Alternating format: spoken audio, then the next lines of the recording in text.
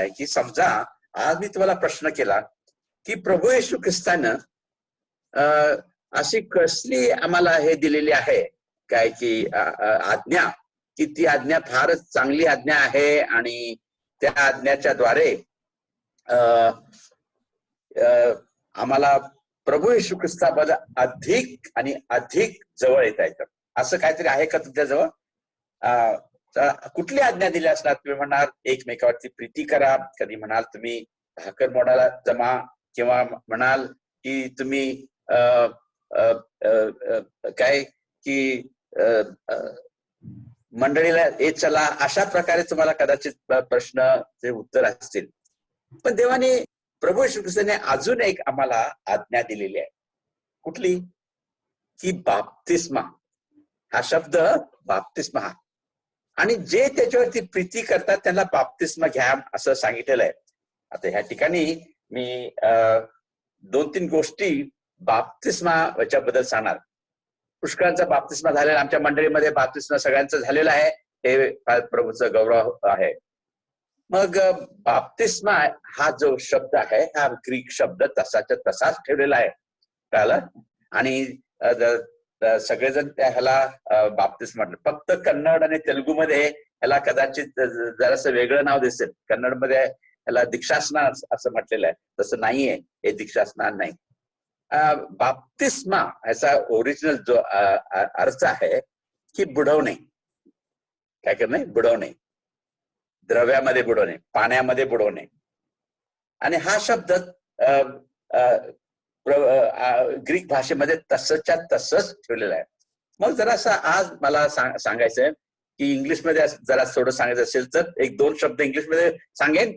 बॅप्टिझम consisting of the process of immersion, submission, emergence.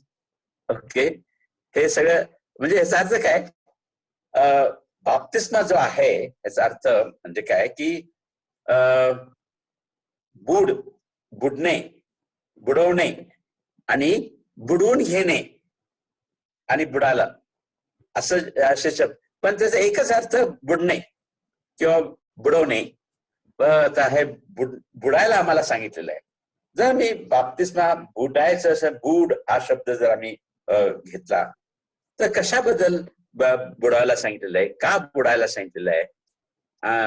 आज आम्ही काहीतरी झालं तर म्हणतो की ती कंपनी बुडाली, किंवा ते घर बुडालं, किंवा आम्ही म्हणतो त्याच सगळ्याच गेलं हे असं.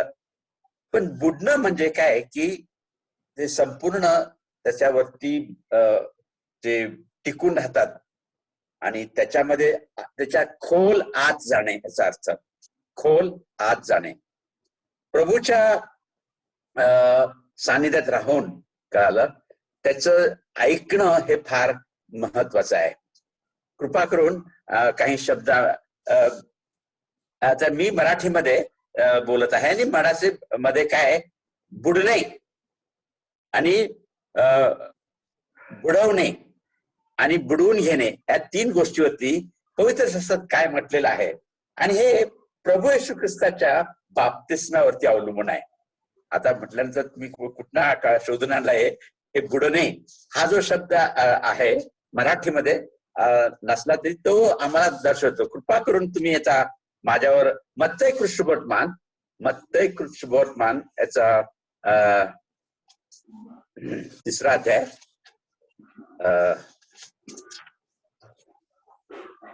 मत्तई कृष्णवर्तमान याचा 3रा अध्याय, आणि आम्ही पाहत आहोत विशेष करून आम्ही वाचूयात. आता ह्या ठिकाणी प्रभू येशू ख्रिस्त बाप्तिस्मासाठी येत आहे. तेव्हा योहानाच्या हातून बाप्तिस्मा घेण्याकरता येशू गलिलाहून यार्देन वर त्याच्याकडे आला.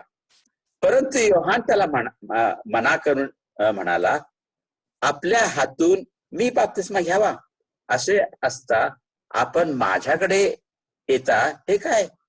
येशूने त्याला उत्तर दिले, आता हे होऊ दे, कारण ह्या प्रकारे सर्व धर्माचरण पूर्णपणे करणे हे आपणाला उचित आहे.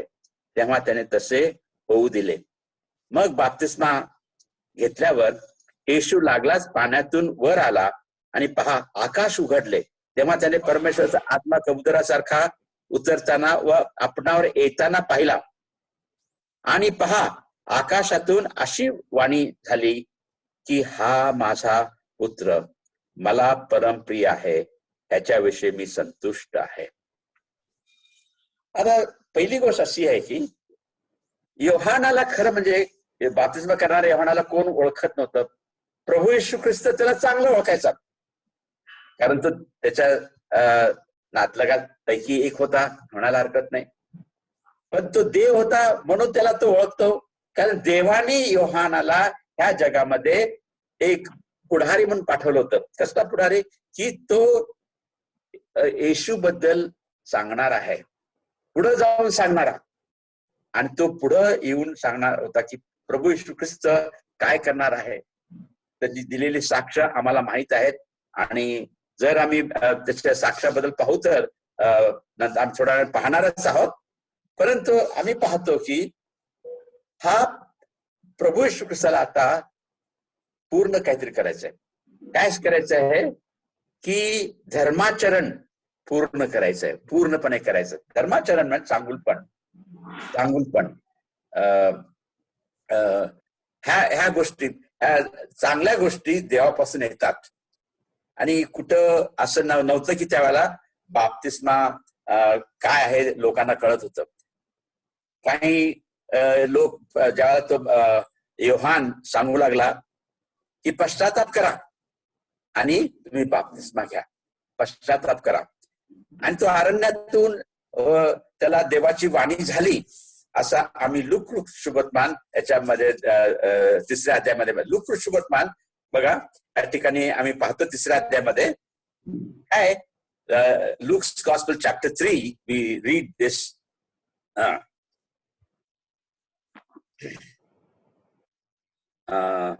संदेश.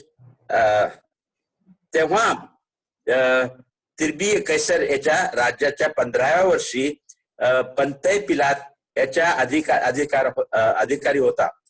हेरोद गालिलाचा मांडलिक, त्याचा भाऊ फिलिप हा इथिरिया व त्राखोनिया या देशाचा मांडलिक व लुसुनिया अविलोकाचा मांडलिक, आणि हन्ना व कायफा हे प्रमुख याजक होते. तेव्हा जकर्याचा मुलगा योहान याला रानात देवाचे वचन प्राप्त झाले.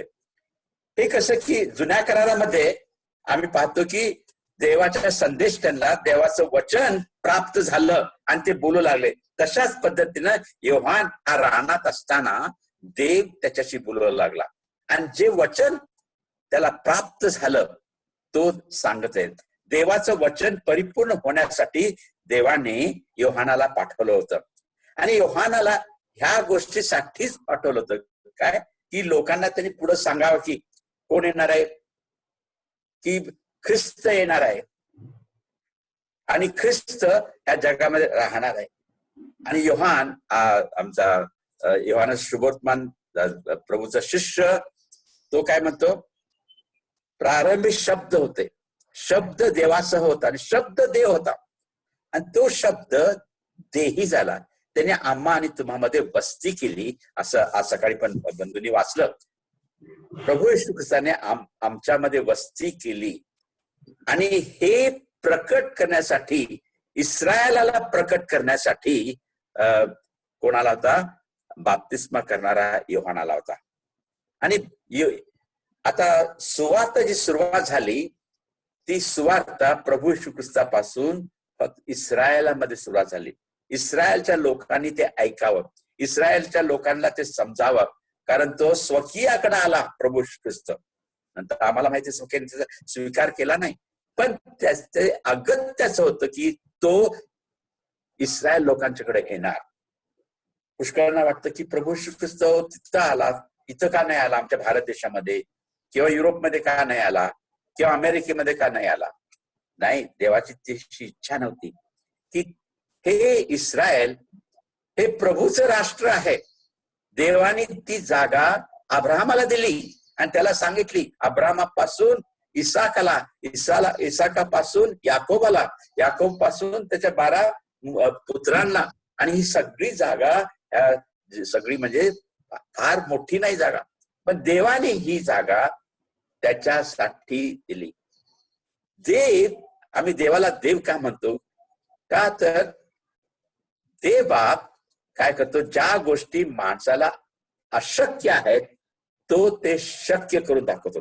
Things that are impossible for man, God alone can do. Nothing is, that's the reason we say nothing is impossible to God. आमच्या देवाला अशक्य असं काही नाही. किती चांगली गोष्ट आहे. आणि देवाचं इस्रायलासाठी जे प्रेम होतं किंवा त्याच्या लोकांच्यासाठी जे प्रेम होतं ते अद्भुत असं आम्ही पाहतो.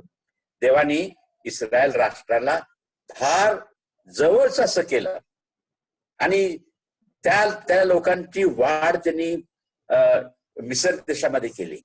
आणि ते अधिक झाल्यानंतर त्यांना तिथून त्यांनी सोडवून आणलं. ते गुलाम म्हणून त्या ठिकाणी होते, पण देवाने त्यांना अद्भुत रीतीने सोडून त्यांना देशामध्ये आणलं होतं.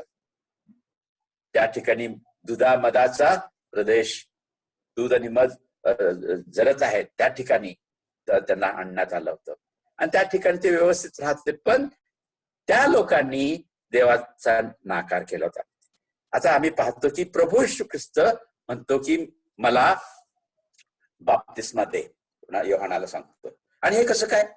अरे बाबा नाही, हे काय झालं पाहिजे की आता काय झालं पाहिजे की मला देवाचे जे चांगुलपण आहे ते परिपूर्ण करायचं आहे. देवाचा विचार मला लोकांना सांगायचा आहे. देवाचा विचार काय होता? प्रभू येशू ख्रिस्त या जगामध्ये त्यांनी यावं. बाप्तिस्मा बुडणे याचा अर्थ काय की समर्पित होणे. आम्ही पाहतो की प्रभू येशू ख्रिस्त देवाचं वचन ऐकायला तयार होता. ज्यावेळेला प्रभू येशू ख्रिस्त शेवटी आम्ही पाहतो मत्तयाच्या शेवटच्या 28 अध्याय आणि 19 वचनामध्ये आम्ही काय पाहतो की जाऊन सुवार्थ सांगा पुढे जगाला जाऊन आणि त्याला बाप्तिस्मा द्या. बाप्तिस्मा म्हणजे त्यांना शिकवणं, त्यांना शिष्य करणं आणि त्यांना देवाच्या वचनाप्रमाणे काय करायला लावायचं की देवाचं वचन ऐकायला लावायचं. त्या देवाच्या वचनाप्रमाणे त्यांनी करावं. प्रभू येशू ख्रिस्त फक्त वचन सांगण्यासाठी आला नाही, नुसतं बडबडण्यासाठी. जे काही तो सांगत होता तो कृत्याने करत होता. आता बाप्तिस्मा हा शब्द जो आहे हा कसा शब्द आहे? वर्ब इंग्लिश मध्ये त्याला म्हणतो, मध्ये कार्यरूपामध्ये आहे, कर्म याच्यामध्ये आहे. बुडणं, बुड म्हटल्यानंतर बुडायचे एक कार्यरूपामध्ये इज अ वर्ब, कार्यरूपामध्ये ते कराल. नुसतं प्रभू ख्रिस्त तुम्ही नुसतं सांगितलं नाही जा तुम्ही कुठे जाऊन बाप्तिस्मा घ्या, नाही, तो स्वतः पहिल्यांदा बाप्तिस्मा घेऊन लोकांना तो एक काय जणू काय एक ही काय म्हणतात त्याला, एक्झाम्पल आहे. बरोबर, इज अन एक्झाम्पल. आम्ही त्याच्यासारखं असायला पाहिजे. पुष्कळ आमच्या भारत देशामध्ये पुष्कळ लोकांनी पुष्कळ काय काय सांगितलेले आहेत, पण त्यांनी ते नुसतंच लोकांना सांगायला तयार आहेत, पण स्वतः ते नाही करत. पुष्कळ लोक आज जेलामध्ये बसले, चांगलपण सांगलेले, त्यांनी आश्रम काढले आणि त्यांनी लोकांना चांगलं शिकवायला प्रयत्न केले, पण तेच पापामध्ये पडून ते जेलमध्ये बसलेले आहेत. आज पुष्कळ लोक आहेत. पण प्रभू येशू ख्रिस्त तसा नव्हता. तो स्वतः सांगायचा आणि त्याप्रमाणे तो कार्यरूपामध्ये आपला. आता त्याचं कार्यरूप काय होतं? मला आता तुम्हाला बाप्तिस्मा त्या ठिकाणी योहाना पुढे आणि त्या जमलेल्या लोकांच्या पुढे तो नम्र आहे हे दाखवायचं होतं. बुडणे म्हणजे नम्र होणे. हा शब्द फार चांगला शब्द आहे. बुडायचा शब्द नम्र होणे. त्या ठिकाणी प्रभू येशू ख्रिस्त हा नम्र झाला. किती अद्भुत आहे. पहिल्या सुरुवातीपासून त्याला काय करायचं होतं की धर्माचरण पूर्णपणे करायचं होतं, अर्धवट सोडायचं नाही, ते पूर्णपणे त्याला करायचं. त्यांनी ते पूर्ण केलं. त्याच्यानंतर दुसरा शब्द आम्ही पाहूया काय की बुडवणे. ओके, बुडवणे. आता आम्ही हा जो शब्द आहे, इतराला आम्ही बुडवतो. बुडवतो म्हणजे त्याचा अर्थ काय की त्यांना नम्र होण्याचा आम्ही शिकवतो. या ठिकाणी कृपा करून बुडवणे म्हणजे एकाचं नुकसान करणे नव्हे, कळलं? नम्र होणे. नम्रता पहिला प्रथम जो बोलतो, तर माझ्यामध्ये पहिल्यांदाच नम्रता सुरू झाली पाहिजे. मी नम्र झालं पाहिजे प्रभूला. नंतर मी जेव्हा नम्र होणार त्यावेळेला मी इतरांना सांगू शकतो, बाबा आपण नम्र राहिलं पाहिजे. आणि ही शिकवण फक्त प्रभू येशू ख्रिस्त ह्या जगाला त्यांनी दिली. आता कित्येक आई बाप आपल्या मुलांना झाडून मारून शिकवतात. हे करू नको, ते करू नको, तिकडं जा, इकडं जा. एक सारखं आई तिच्या पाठीमा लागलेले असते. आणि शाळेला जायचं, शाळेमध्ये त्याला घालायचं, कंबरेवरती उचलून घेऊन जाणार शाळेला. का की त्याचं चांगलं व्हावं, त्याचं चांगलं व्हावं याच्यासाठी. पण आम्ही पाहतो की किती पण केलं तरी ते स्वतःही करतात आणि मुलांनाही करायला पाहतात. बाप सांगत असतो की बाबा दारू पिणं वाईट आहे, पण स्वतःच दारू पिऊन येतो, मग करणार काय? पुष्कळ असं मी ह्या लोकांना भेटलेलो आहे. असं कधी होत नाही. प्रभू येशू ख्रिस्त स्वतः हे करायचा. आता बुडवणे, आता हा शब्द आम्ही मत्ताईच्या 20व्या अध्यायाकडे जाऊया. मत्ताईचा 20वा अध्याय, 20th chapter of Matthew's Gospel, and we're going to see verses 20 to 24. 20-24 ही वचनं आम्ही वाचूया. तेव्हा जब्दीच्या मुलांच्या आईनं आपल्या मुलासह त्याच्याकडे येऊन त्याच्या पाया पडून त्याच्याजवळ काही मागितले. त्याने तिला म्हटले, तुला काय पाहिजे? ती त्याला म्हणाली, तुमच्या राज्यात ह्या माझ्या दोघा मुलातील एकाने तुमच्या उजवीकडे व एकाने डावीकडे बसावे, अशी माझी आज्ञा करा. येशू म्हणाला, तुम्ही काय मागताय हे तुम्हाला समजत नाही. जो त्याला मी पिणार आहे तो तुम्हाला पिता येईल काय? ते त्याला म्हणाले, पिता येईल. त्याने त्यास म्हटले, माझ्या प्याला तुम्ही प्याल खरा, पण माझ्या उजवीकडे व माझ्या डावीकडे बसण्याचा अधिकार त्याने माझ्याकडे नाही. तर ज्याच्यासाठी माझ्या पित्याने हा सिद्ध केला त्याच्यासाठी तो आहे. ही गोष्ट ऐकून 10 शिष्यास त्या दोघा भावांचा राग आला. आता ह्या ठिकाणी काय करायचं, ही जी आई आहे आणि तिला वाटतं की माझी 2 मुलं फार चांगले आहेत आणि ते खरोखरच चांगले शिष्य आहेत आणि त्यांचं चांगलं व्हावं, ही माझी आई, मी त्यांची आई आहे म्हणून मला वाटतं, असं नव्हे. त्याचं काय आम्ही शिकतो, त्यांनी येशू ख्रिस्ताच्या वचनाखाली राहावं, ही चांगली गोष्ट आहे. त्याच्या म्हणण्याप्रमाणे त्यांनी करावं. बुडणे, बाबा जाऊन तुम्ही तिथं राहावा, तिथं तुमचं चांगलं होईल, असं तसं. बुडणे, बुडवणे. आता पण प्रभू येशू ख्रिस्ताला एक मात्र करायचं माहित आहे काय, की सगळ्यांनी त्याचं वचन ऐकावं आणि सगळे त्याचं वचन ऐकून नम्र व्हावं, अशी प्रभूची इच्छा असली तरी प्रभू येशू ख्रिस्ताने आम्हाला स्वतंत्रता दिलेली आहे. किती अद्भुत अशी गोष्ट आहे. आता ह्या ठिकाणी ही चांगली गोष्ट आहे की बाबा हे दोन शिष्य लोक एका डाव्या बाजूला बसणं, उजव्या बाजूला बसणं, हे त्या कुटुंबाला तेवढंच बरं वाटलं असतं, किंवा काही त्याचे जे लोक आहेत त्यांना बरं वाटलं असतं, पण सगळ्यांना नाही. त्या ठिकाणी कोण मोठा व्हावा ह्या शिष्यांच्या मध्ये कितीतरी गडबड चालली होती.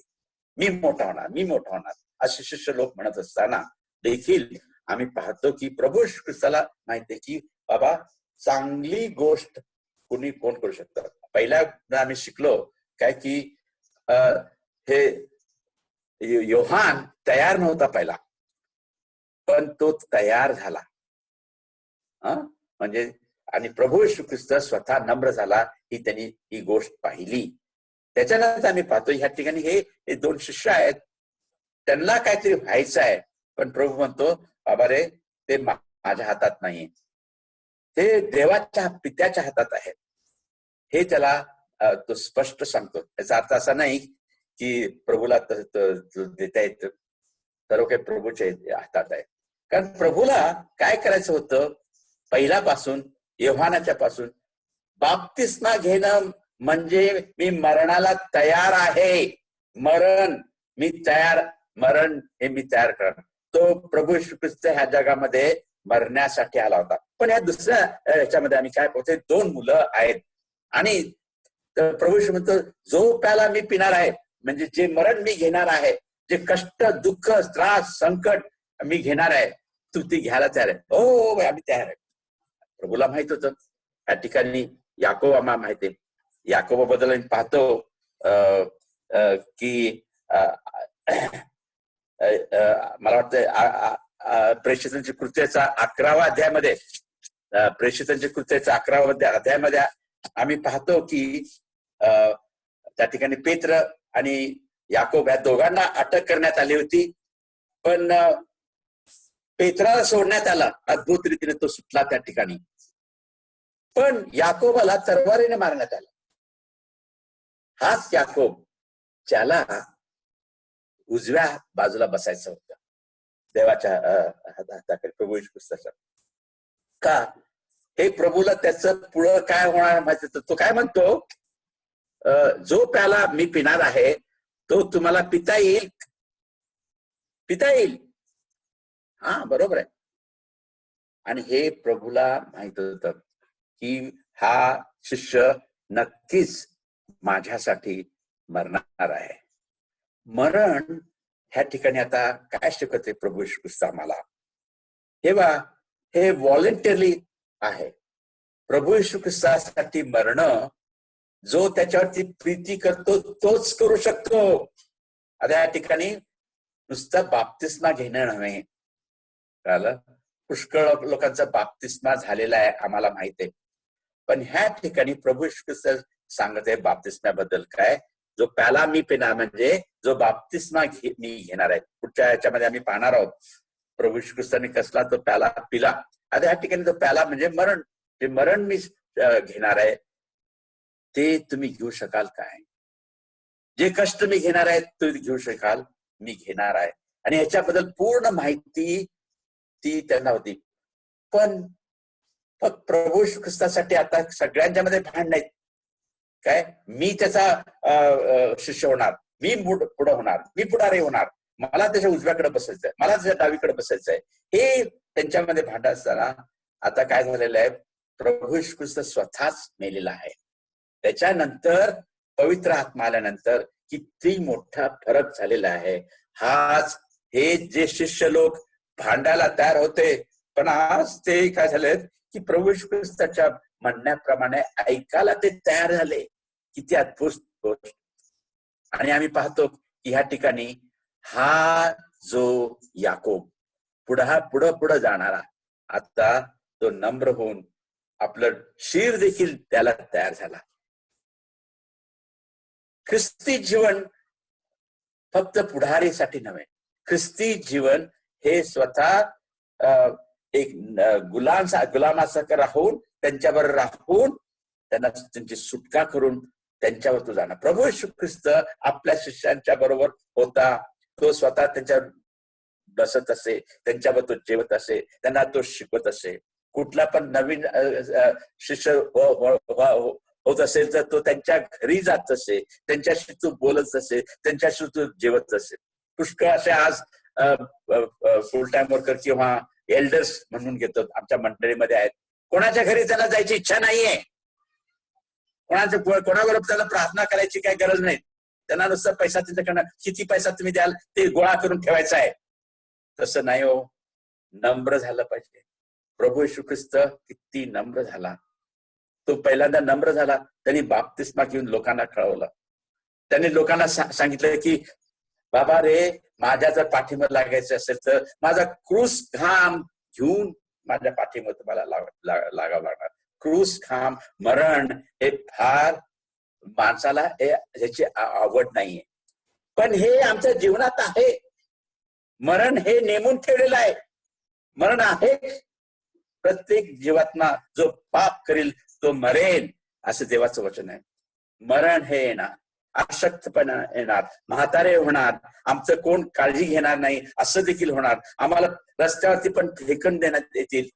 पण प्रियानो, मी तुम्हाला सांगतो की ज्यांनी प्रभू येशू ख्रिस्ताची प्रीती केली, रस्ता देखील त्यांना चांगला वाटला, कारण प्रभू येशू ख्रिस्त त्यांच्यावर महान, मला असलं कष्ट दिलं म्हणून त्याचे प्रभूचे ते उपकार मानत होते, कितीतरी चांगलं होतं.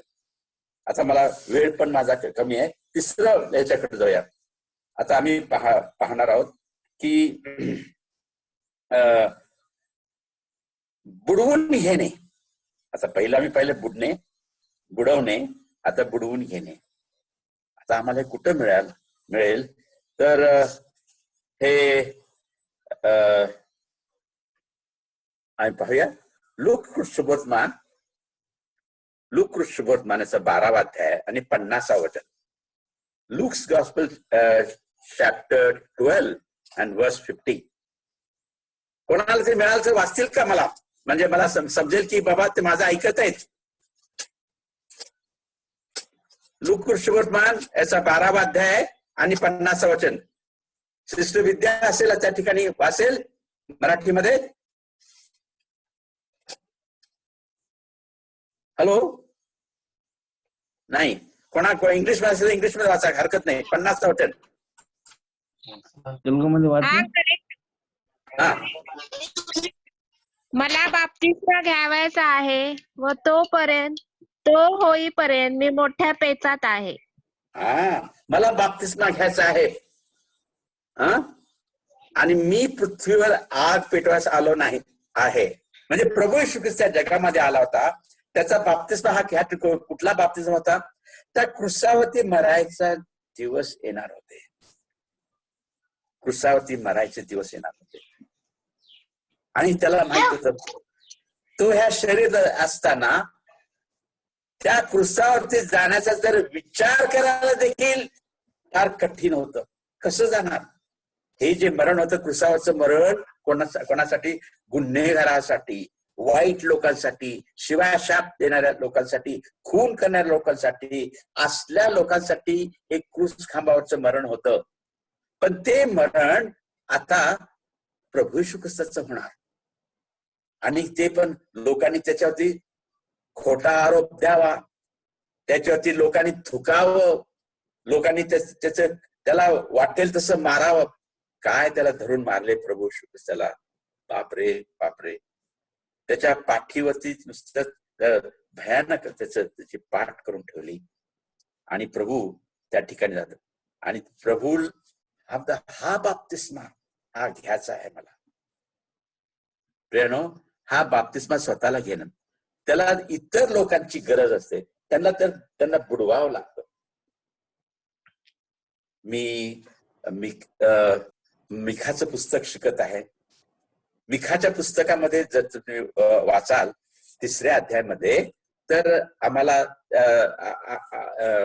आम्हाला समजून येतं की त्या ठिकाणी इतर लोक आले होते. इतर लोक त्याला जोएल, आमोस, मिखा, सॉरी 5वा अध्याय, हे काय म्हणतात त्या ठिकाणी? हे लष्कराच्या स्वामीनो, तू आपले लष्कर आता जमा कर. त्याने आम्हास वेढा घातला आहे, ते इस्रायलाच्या नियत्यांच्या गालावर सोटे मारित आहेत. हे मिखा जो संदेष्टा, त्याला पुढं प्रभू येशू ख्रिस्ताबद्दल काय होणार आहे हे या ठिकाणी लिहित आहे. ते म्हणते इस्रायलच्या एका अधिकाऱ्याला त्यांनी पकडले. इस्रायलचा अधिकारी कोण आहे? प्रभू येशू ख्रिस्त. त्याला त्यांनी पकडले, त्याच्या गालावरती, त्याच्यावरती ते काय म्हणतात, सोटे मारत आहेत, छळ्या मारत आहेत प्रभू येशू ख्रिस्ताला. किती भयानक परिस्थिती प्रभू येशू ख्रिस्ताची त्यांनी लोकांनी केली. पण हे सगळं प्रभूला माहित होतं, प्रभू स्वतः सांगायचा. आणि आम्ही पाहतो मत्तैच्या 16व्या अध्यायामध्ये प्रभू येशू ख्रिस्त स्वतः सांगत आहे की मला लोक मारणार आहेत, मला लोक मारणार आहेत, मला यरूशलेमाचे लोक धरून देणार आहेत. आणि जर आम्ही हे वचन वाचू 16वा अध्याय आणि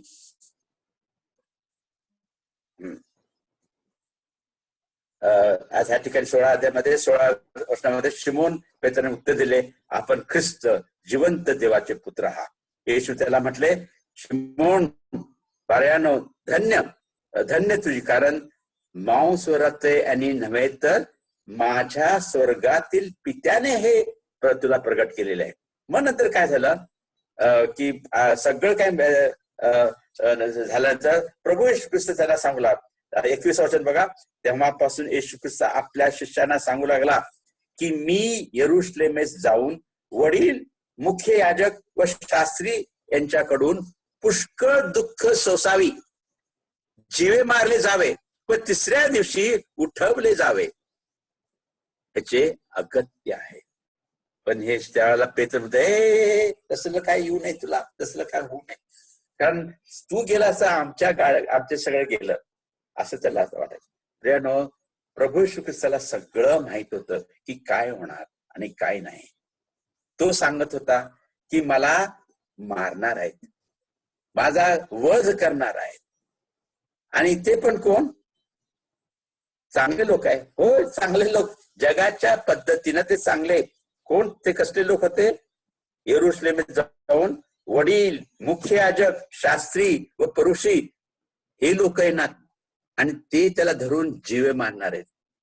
काय किती नाही भयंकर अशी गोष्ट आम्ही ह्या ठिकाणी पाहतो की प्रभू येशू ख्रिस्ताला बुडवून घेणे, प्रभू येशू ते सगळं सहन करणार होता. किती मोठा अद्भुत असा आमचा प्रभू येशू ख्रिस्त आहे की आम्ही ते ख्रिस्ती या नात्यानं बुडण्याची फार मोठी गरज आहे, बुडून घेण्याची.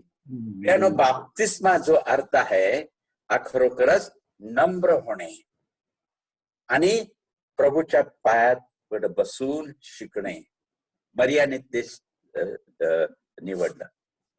तिची बहीण जगाच्या गोष्टीकडे होती, कसलं जेवण मी त्याला द्यावं, कुठल्या ताटामध्ये द्यावं, कसं करायचं, त्या लोकांची कशी काळजी, ह्या काळजीमुळे ती सगळं आपलं डोकं भरवून घेतली होती आणि तिला काही दिसत नव्हतं. अरे माझी बहीण मला मदत करणे, आमचे लोक मीच करायचं असं तिला वाटत होतं. पण प्रभू येशू जाऊन ती म्हणते तिला पाठवून द्या. ती म्हणतो नाही, जी गोष्ट तुम्ही करत आहात कळालं, हे तुम्हाला समजत नाहीये, तिला समजत नाही, तुला हे समजत नाही.